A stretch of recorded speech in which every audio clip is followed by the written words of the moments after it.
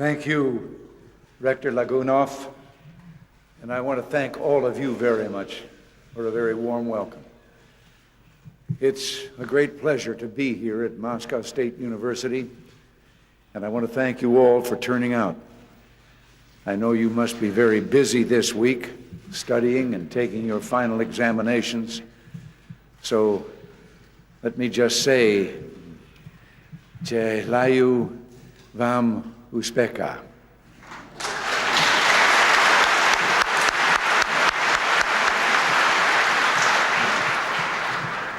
Nancy couldn't make it today because she's visiting Leningrad, which she tells me is a very beautiful city.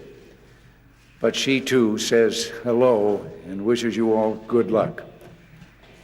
Let me say it's also a great pleasure to once again have this opportunity to speak directly to the people of the Soviet Union. Before I left Washington, I received many heartfelt letters and telegrams asking me to carry here a simple message, perhaps, but also one of the most important business of this summit. It is a message of peace and goodwill and hope for a growing friendship and closeness between our two peoples. As you know, I've come to Moscow to meet with one of your most distinguished graduates. In this, our fourth summit, General Secretary Gorbachev and I have spent many hours together, and I feel that we're getting to know each other well. Our discussions, of course, have been focused primarily on many of the important issues of the day, issues I want to touch on with you in a few moments. But first, I want to take a little time to talk to you, much as I would to any group of university students in the United States. I want to talk not just of the realities of today, but of the possibilities of tomorrow. Standing here before a mural of your revolution, I want to talk about a very different revolution that is taking place right now, quietly sweeping the globe without bloodshed or conflict. Its effects are peaceful, but they will fundamentally alter our world, shatter old assumptions, and reshape our lives. It's easy to underestimate because it's not accompanied by banners or fanfare. It's been called the technological or information revolution. And as its emblem, one might take the tiny silicon chip, no bigger than a fingerprint. One of these chips has more computing power than a room full of old-style computers. As part of an exchange program, we now have an exhibition touring your country that shows how information technology is transforming our lives, replacing manual labor with robots, forecasting weather for farmers, or mapping the genetic code of DNA for medical researchers. These microcomputers today aid the design of everything from houses to cars to spacecraft. They even design better and faster computers. They can translate English into Russian or enable the blind to read or help Michael Jackson produce on one synthesizer the sounds of a whole orchestra.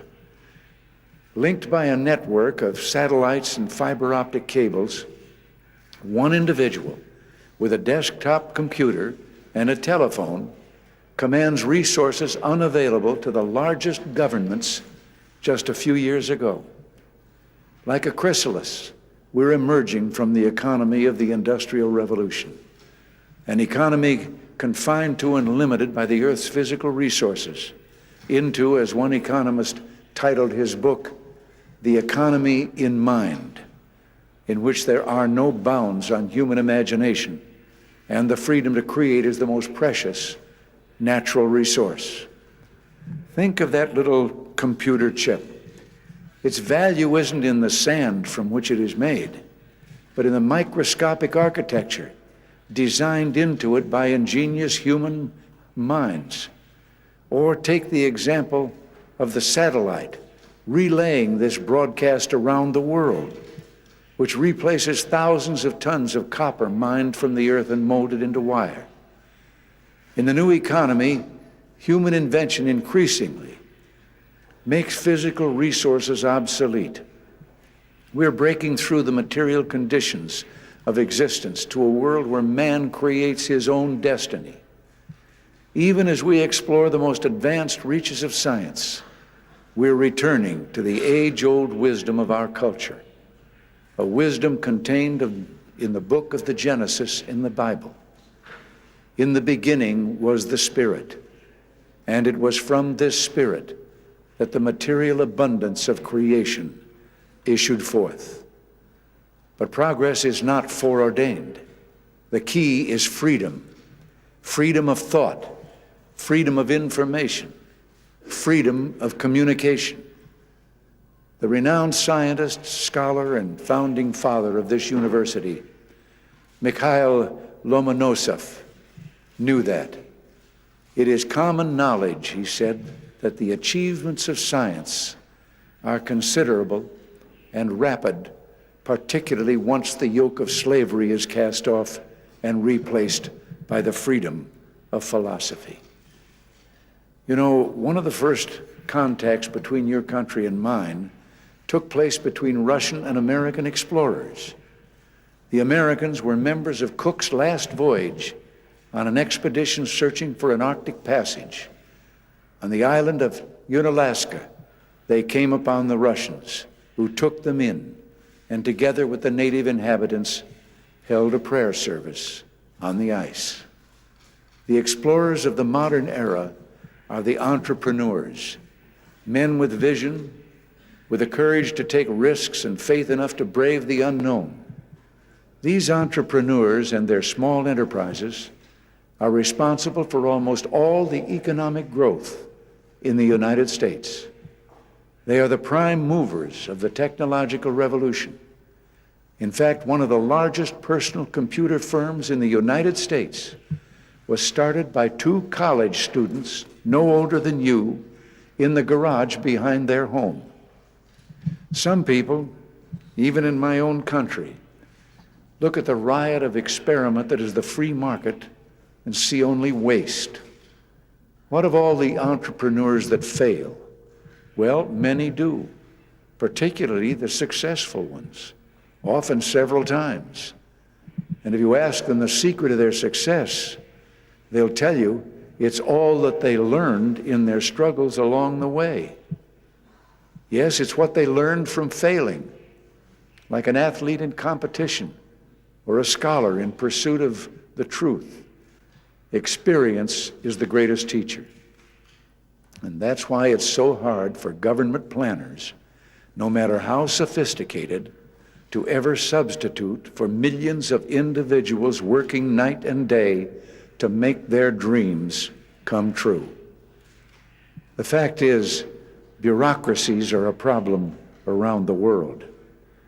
There's an old story about a town, it could be anywhere, with a bureaucrat who was known to be a good-for-nothing, but he somehow had always hung on to power. So one day in a town meeting, an old woman got up and said to him, "There is a folk legend here where I come from, that when a baby is born, an angel comes down from heaven and kisses it on one part of its body. If the angel kisses him on his hand, he becomes a handyman. If he kisses him on his forehead, he becomes bright and clever. And I've been trying to figure out where the angel kissed you so that you should sit there for so long and do nothing."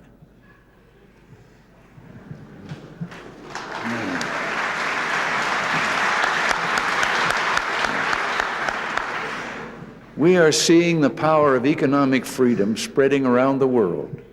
Places such as the Republic of Korea, Singapore, Taiwan have vaulted into the technological era, barely pausing in the industrial age along the way. Low-tax agricultural policies in the subcontinent mean that in some years India is now a net exporter of food. Perhaps most exciting are the winds of change that are blowing over the People's Republic of China, where 1/4 of the world's population is now getting its first taste of economic freedom. At the same time, the growth of democracy has become one of the most powerful political movements of our age. In Latin America in the 1970s, only a third of the population lived under democratic government. Today, over 90% does.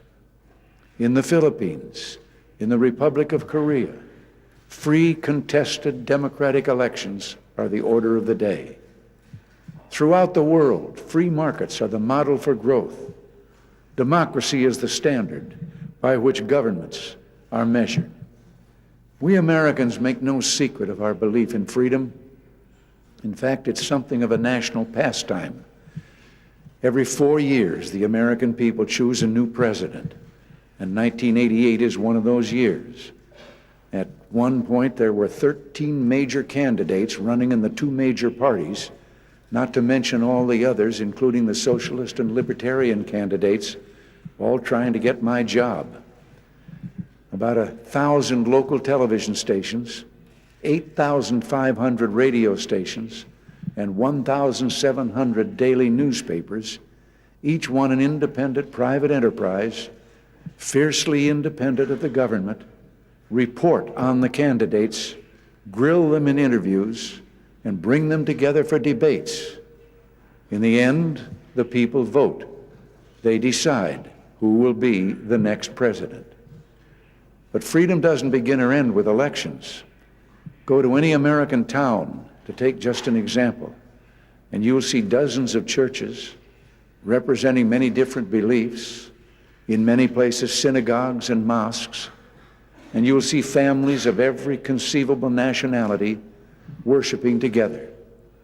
Go into any schoolroom, and there you will see children being taught the Declaration of Independence, that they are endowed by their Creator with certain unalienable rights, among them life, liberty, and the pursuit of happiness, that no government can justly deny. The guarantees in their Constitution for freedom of speech, freedom of assembly, and freedom of religion go into any courtroom, and there will preside an independent judge, beholden to no government power. There, every defendant has the right to a trial by a jury of his peers, usually 12 men and women, common citizens. They are the ones, the only ones, who weigh the evidence and decide on guilt or innocence. In that court, the accused is innocent until proven guilty, and the word of a policeman or any official has no greater legal standing than the word of the accused. Go to any university campus, and there you'll find an open, sometimes heated discussion of the problems in American society and what can be done to correct them. Turn on the television, and you will see the legislature conducting the business of government right there before the camera, debating and voting on the legislation that will become the law of the land. March in any demonstration, and there are many of them. The people's right of assembly is guaranteed in the Constitution and protected by the police. Go into any union hall where the members know their right to strike is protected by law. As a matter of fact, one of the many jobs I had before this one was being president of a union, the Screen Actors Guild. I led my union out on strike, and I'm proud to say we won. But freedom is more even than this. Freedom is the right to question and change the established way of doing things. It is the continuing revolution of the marketplace. It is the understanding that allows us to recognize shortcomings and seek solutions. It is the right to put forth an idea scoffed at by the experts and watch it catch fire among the people. It is the right to dream, to follow your dream, or stick to your conscience, even if you're the only one in a sea of doubters. Freedom is the recognition that no single person, no single authority or government has a monopoly on the truth, but that every individual life is infinitely precious, that every one of us put on this world has been put there for a reason and has something to offer. America is a nation made up of hundreds of nationalities. Our ties to you are more than ones of good feeling. They're ties of kinship. In America, you'll find Russians, Armenians, Ukrainians, peoples from Eastern Europe and Central Asia. They come from every part of this vast continent, from every continent to live in harmony, seeking a place where each cultural heritage is respected. Each is valued for its diverse strengths and beauties and the richness it brings to our lives. Recently, a few individuals and families have been allowed to visit relatives in the West. We can only hope that it won't be long before all are allowed to do so, and Ukrainian Americans, Baltic Americans, Armenian Americans can freely visit their homelands just as this Irish American visits his. Freedom, it has been said, makes people selfish and materialistic. But Americans are one of the most religious peoples on earth because they know that liberty, just as life itself, is not earned, but a gift from God. They seek to share that gift with the world. Reason and experience, said George Washington in his farewell address, both forbid us to expect that national morality can prevail in exclusion of religious principle. And it is substantially true that virtue or morality is a necessary spring of popular government. Democracy is less a system of government than it is a system to keep government limited, unintrusive, a system of constraints on power to keep politics and government secondary to the important things in life, the true sources of value found only in family and faith. But I hope you know, I go on about these things not simply to extol the virtues of my own country, but to speak to the true greatness of the heart and soul of your land, who, after all, needs to tell the land of Dostoevsky about the quest for truth, the home of Kandinsky and Scriabin about imagination, the rich and noble culture of the Uzbek man of letters, Alisher Navoye, about beauty and heart. The great culture of your diverse land speaks with a glowing passion to all humanity. Let me cite one of the most eloquent contemporary passages on human freedom. It comes not from the literature of America, but from this country, from one of the greatest writers of the 20th century, Boris Pasternak, in the novel Dr. Zhivago. He writes, "I think that if the beast who sleeps in man could be held down by threats, any kind of threat, whether of jail or of retribution after death, then the highest emblem of humanity would be the lion tamer in the circus with his whip, not the prophet who sacrificed himself. But this is just the point. What has for centuries raised man above the beast is not the cudgel, but an inward music, the irresistible power of unarmed truth." The irresistible power of unarmed truth. Today, the world looks expectantly to signs of change, steps toward greater freedom in the Soviet Union. We watch and we hope as we see positive changes taking place.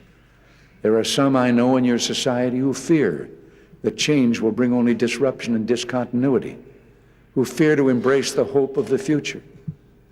Sometimes it takes faith. It's like that scene in the cowboy movie, Butch Cassidy and the Sundance Kid, which some here in Moscow recently had a chance to see. The posse is closing in on the two outlaws, Butch and Sundance, who find themselves trapped on the edge of a cliff with a sheer drop of hundreds of feet to the raging rapids below. Butch turns to Sundance and says their only hope is to jump into the river below. But Sundance refuses. He says he'd rather fight it out with the posse, even though they're hopelessly outnumbered. Butch says that's suicide and urges him to jump. But Sundance still refuses and finally admits, "I can't swim." Butch breaks up laughing and says, "You crazy fool, the fall will probably kill you." By the way, both Butch and Sundance made it, in case you didn't see the movie. I think what I've just been talking about is perestroika and what its goals are. But change would not mean rejection of the past. Like a tree growing strong through the seasons, rooted in the earth and drawing life from the sun, so too positive change must be rooted in traditional values, in the land, in culture, in family, in community. And it must take its life from the eternal things, from the source of all life, which is faith. Such change will lead to new understandings, new opportunities, to a broader future in which the tradition is not supplanted, but finds its full flowering. That is the future beckoning to your generation. At the same time, we should remember that reform that is not institutionalized will always be insecure. Such freedom will always be looking over its shoulder, a bird on a tether. No matter how long the rope can always be pulled back. And that is why in my conversation with General Secretary Gorbachev, I have spoken of how important it is to institutionalize change, to put guarantees on reform. And we've been talking together about one sad reminder of a divided world, the Berlin Wall. It's time to remove the barriers that keep people apart. I'm proposing an increased exchange program of high school students between our countries. General Secretary Gorbachev mentioned on Sunday a wonderful phrase you have in Russian for this: better to see something once than to hear about it 100 times. Mr. Gorbachev and I first began working on this in 1985. In our discussion today, we agreed on working up to several thousand exchanges a year from each country in the near future. But not everyone can travel across the continents and oceans. Words travel lighter, and that's why we'd like to make available to this country more of our 11,000 magazines and periodicals, and our television and radio shows that can be beamed off a satellite in seconds. Nothing would please us more than for the Soviet people to get to know us better and to understand our way of life. Just a few years ago, few would have imagined the progress our two nations have made together. The INF Treaty, which General Secretary Gorbachev and I signed last December in Washington, and whose instruments of ratification we will exchange tomorrow. The first true nuclear arms reduction treaty in history, calling for the elimination of an entire class of US and Soviet nuclear missiles. And just 16 days ago, we saw the beginning of your withdrawal from Afghanistan, which gives us hope that soon the fighting may end and the healing may begin, and that suffering country may find self-determination, unity, and peace at long last. It's my fervent hope that our constructive cooperation on these issues will be carried on to address the continuing destruction of conflicts in many regions of the globe, and that the serious discussions that led to the Geneva Accords on Afghanistan will help lead to solutions in Southern Africa, Ethiopia, Cambodia, the Persian Gulf, and Central America. I have often said, nations do not distrust each other because they are armed. They are armed because they distrust each other.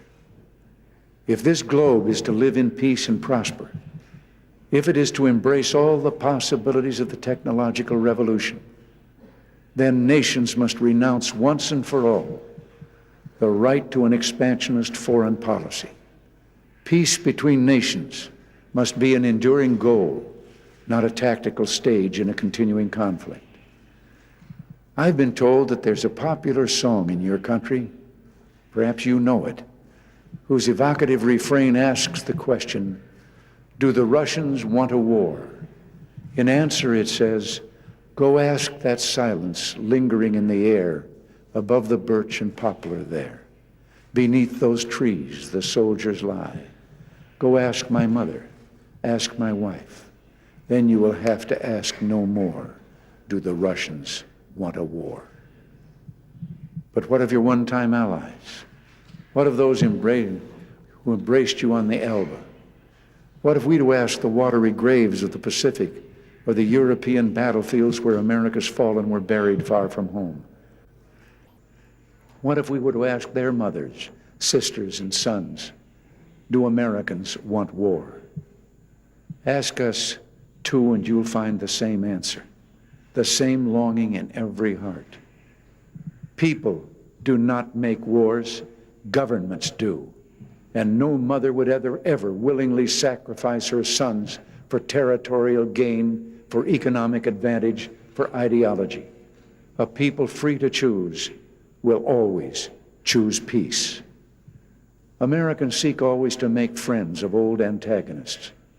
After a colonial revolution with Britain, we have cemented for all ages the ties of kinship between our nations. After a terrible civil war between North and South, we healed our wounds and found true unity as a nation. We fought 2 world wars in my lifetime, against Germany and one with Japan. But now the Federal Republic of Germany and Japan are 2 of our closest allies and friends. Some people point to the trade disputes between us as a sign of strain. But they're the frictions of all families, and the family of free nations is a big and vital and sometimes boisterous one. I can tell you that nothing would please my heart more than in my lifetime to see American and Soviet diplomats grappling with the problem of trade disputes between America and a growing, exuberant, exporting Soviet Union that had opened up to economic freedom and growth. And as important as these official people-to-people exchanges are, nothing would please me more than for them to become unnecessary, to see travel between East and West become so routine that university students in the Soviet Union could take a month off in the summer and, just like students in the West do now, put packs on their backs and travel from country to country in Europe, and with barely a passport check in between. Nothing would please me more than to see the day that a concert promoter in, say, England could call up a Soviet rock group without going through any government agency and have them playing in Liverpool the next night. Is this just a dream? Perhaps, but it is a dream that is our responsibility to have come true. Your generation is living in one of the most exciting, hopeful times in Soviet history. It is a time when the first breath of freedom stirs the air and the heart beats to the accelerated rhythm of hope, when the accumulated spiritual energies of a long silence yearn to break free. I am reminded of the famous passage near the end of Gogol's Dead Souls, comparing his nation to a speeding troika. Gogol asks, what will be its destination? But he writes, there was no answer save the bell pouring forth marvelous sound. We do not know what the conclusion of this will be, of this journey, but we're hopeful that the promise of reform will be fulfilled. In this Moscow spring, this May 1988, we may be allowed that hope, that freedom, like the fresh green sapling planted over Tolstoy's grave, will blossom forth at last in the rich, fertile soil of your people and culture. We may be allowed to hope that the marvelous sound of a new openness will keep rising through, ringing through, leading to a new world of reconciliation, friendship, and peace. Thank you all very much, and da blagoslavit va Gospod. God bless you.